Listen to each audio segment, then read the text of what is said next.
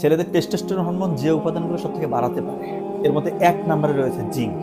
আমরা জানি যে জিঙ্ক বাদাম, বীজ জাতীয় খাবার, গরুর মাংস, মুরগির মাংসতে যথেষ্ট পরিমাণে রয়েছে। কিন্তু যাদের টেস্টোস্টেরন হরমোনটা অনেক কমে গিয়েছে, যে ছেলেরা একটু দুর্বল প্রকৃতি, তাদের জন্য এই খাবারগুলো সাফিসিয়েন্ট হয় না।